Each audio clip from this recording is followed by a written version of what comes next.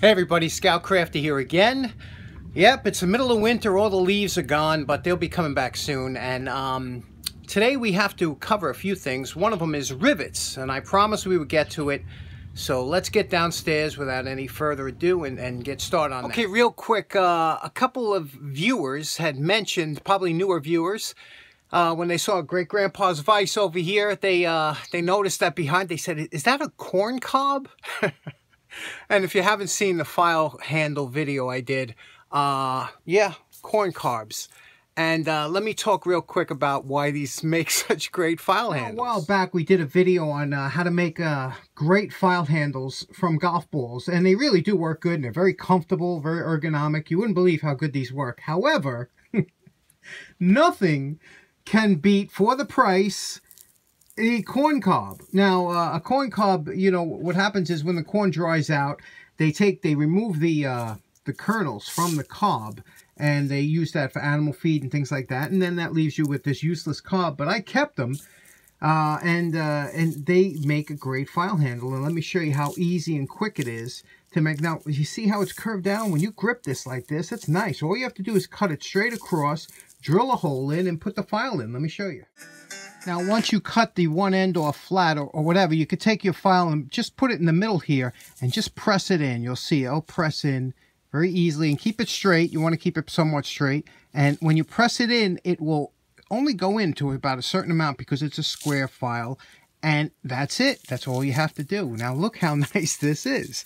And it really works well. I cannot tell you how comfortable this is. First of all, it's very grippy, so even if your hands are oily or whatever, it's grippy. It doesn't come out. It doesn't move. It gives you a nice control over the file. And when these things get messed up or dirt, you pop it off, throw another one on, cost you nothing. Corn cob. Excellent. This goes back, what, 200 years, 150 years since the beginning of the file. Now, there are many hundreds of different type rivets. You know, there are the dreaded pop rivet, which I've always disliked because of the way it looks on the bottom. And the rivet that we're going to be talking about now, first of all, is the one-piece rivet. Now, this is similar to what a rivet would look like. This is what would be called a dome rivet, and you can see because it has a dome on top.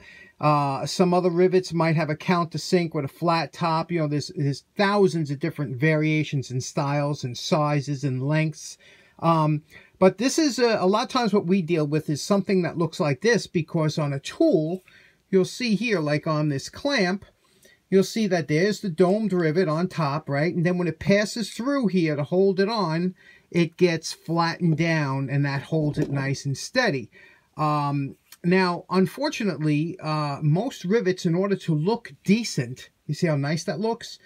That was done when it was heated up and with a special press. And a lot of us don't have the tools to do that. Now, typically what they would do on something like this is you would take, if you want to join, let's say, two pieces of material like this, you would place the rivet into the two pieces like this. Now, this would be done when it's hot. Remember, this would be very hot, so you wouldn't be doing this with your fingers, but there's the dome side. Then you would have a block that has a cutout like a dome in it, and then you would place the dome in here so it don't mess up or deform the dome. You would put that right into that hole, and then you would take a special tool like this that has a dome in the top, and then you would place it over the top of this and then bang it down either with a hammer or press, again, when it's hot, and that would make this side and this side look almost identical, and that's a perfect rivet job. Unfortunately, a lot of us don't have the equipment to do a proper rivet job, and, you know, we bang them over with a hammer or a ball peen hammer, and they don't look right. You know, you could tell they're mashed down. They don't have that nice dome to it. Again, you really only get that nice dome when you do it when it's heated. And the rivet has to be pretty malleable. You know, soft, mild steel, aluminum, brass. It could be made from a whole bunch of things. So what do we do in a case like that? How can we make something that we're fixing look like it, you know, professional without having that kind of equipment. Let me show you what a standoff now, is. One reason manufacturers like the solid rivet type is because it's fast, it's easy, it's economical, and 1, 2, 3, you finish. Now, with us, if we can't replace this because we don't have the tooling, one alternative is a screw type rivet. And what you do is you take a sleeve, like this, for example, and you would put the sleeve into the pieces that you wanted to join. Now, this is a little more time consuming because, first of all, the sleeve has to be the exact size of the two pieces of what you want to join. You can see here that it comes up here just a little bit shy of the surface. And then what you would do is you would take screws and you would thread this all the way through, and then you would put one into here, screw that on into here, and then take the other one, screw that on into this side, and that would give us a way to have a rivet type, and there would be a slot in here that you could tighten it. But that would be a nice alternative for us. This little item here is called a standoff, and this is used in the electronics industry, and it's used usually to raise up circuit boards one above the other and things like that. And what it is, it's basically all it is a tube that's threaded all the way through. You could buy these on eBay, Amazon, all over the place.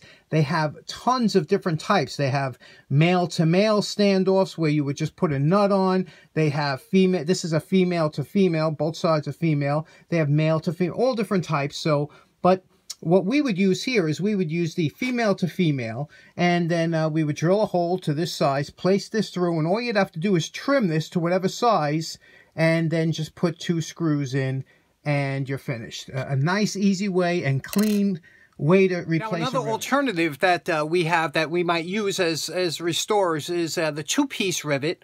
And a lot of times we use that for leather repair or sheet metal repair, things like that that don't require a lot of strength.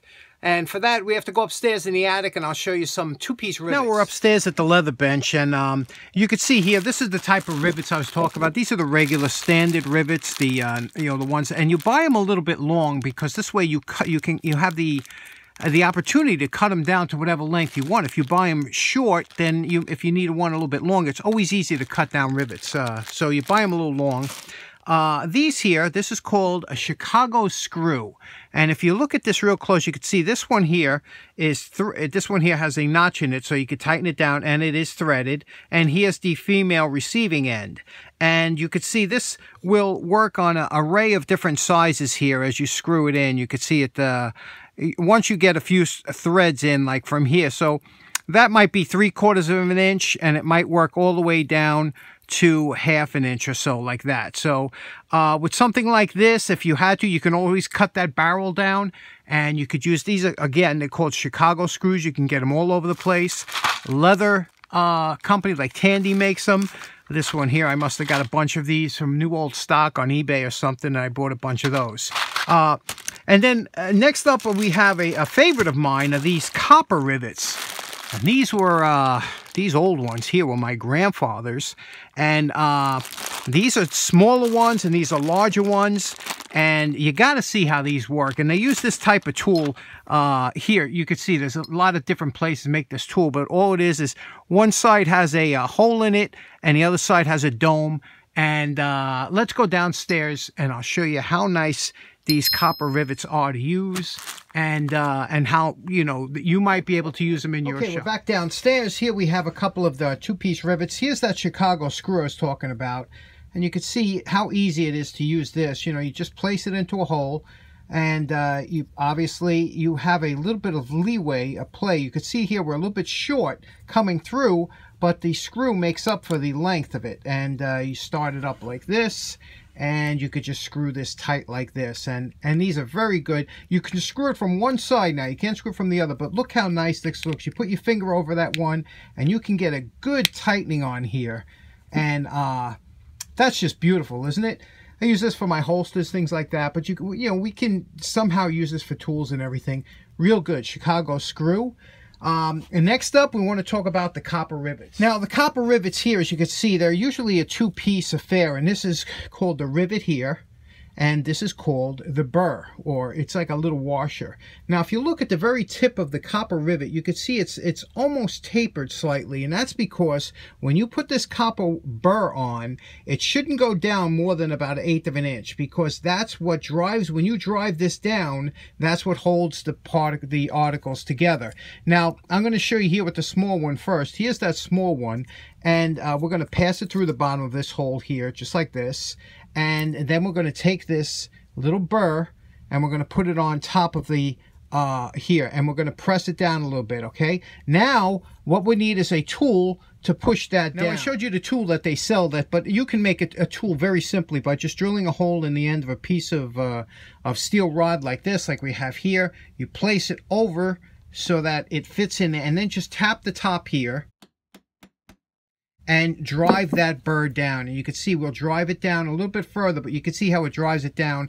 And you want something, here's where you need something to back up your whenever you're driving rivets, and that's why it's always good to have that old anvil. Now I'm putting down a small section of wood. You can use anything, just because this is somewhat decorative and I don't want to ruin it. So I'm going to put that on top here, take the hole, place it over here, and give it a good shot here with the brass hammer. Okay, and now that is set, and you could see, we'll give it another shot. It looks like it could go down a little bit further here. There we go. And you can see here how that's set. That's set really nicely. Now here's the part. Now you have to cut off a little bit. You don't want to cut it too close, but you're going to cut it off, and then we're going to peen that over, and that's what's going to stop that from coming apart. The ideal tool for that is a pair of nippers like this. You can get close, or you could bring it up a little bit. We're going to leave a little bit, you know, not too close, but not too far away either. Just about that far apart, and we'll cut it. We can always take a little bit more off if we have to. And you can see here, we have about 1/8 of an inch on there. And now what we're going to do is we're going to tap that over, and this is where you want to use your ball peen hammer.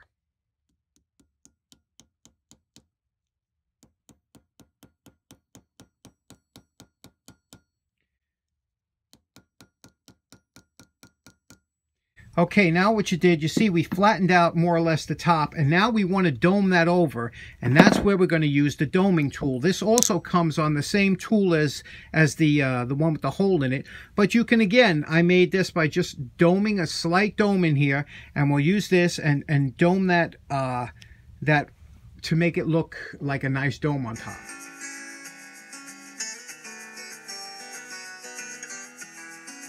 Okay, there we go. Now look how nice that looks, right, with that doming tool.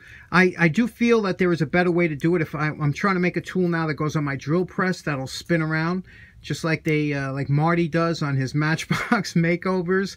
But I do think I can get that into an even better dome. But that looks real nice, don't it? And there's the other side. This would be like kind of the decorative side, and here is that side. Now let's try the larger rivet. Okay, here we go with the larger rivet. Now with this one here, you can see it's flat on the bottom. We don't have to put anything underneath. Pass it through a hole, any hole like this, till it comes up through both sides. Then press it down. Take the burr, put the burr on top. Remember, it won't go down. And we're going to use that hole in the tool here and then just bang this down.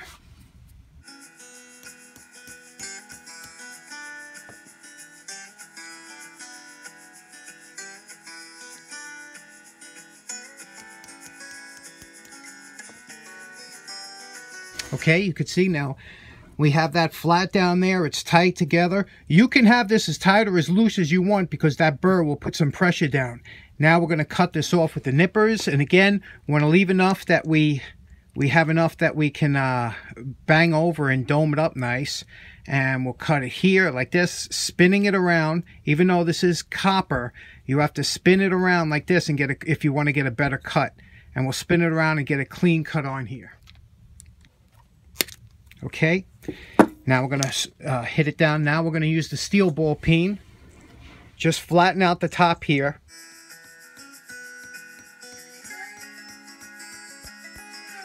Okay, once we are satisfied with how flat it is, we're going to put and use this tool again. Okay, now I made this one a little bit different here, so we're going to start here and try and see if we can get this to look real nice over here. Going back to the brass hammer, because I'm going to be banging on steel, and see what we could do.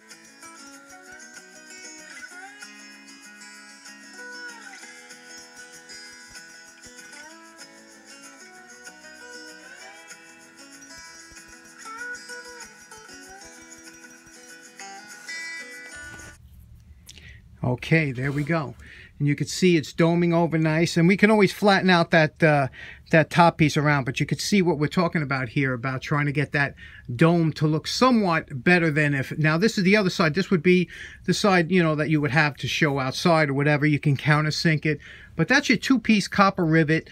Keep that in your bag of tricks. They're a lot of fun to use. You can use them for all types of material, and everybody sells the tools that go with the rivets. Not like anything else, the more practice you get with those rivets, the better you will be at peening them over and getting them dome-shaped or whatever. But it's been a while since, it's been a bunch of years since I've done a copper rivets before. But, you know, after you do 3 or 4, you get really good at knowing the length and how far you can peen it and the kind of doming you want to do. So I suggest you give it a try, give some practice sessions, and I think you'll really enjoy having them in your box of tools. So anyway, thanks so much for tuning in. I hope you have a nice day. Take care now. Bye-bye.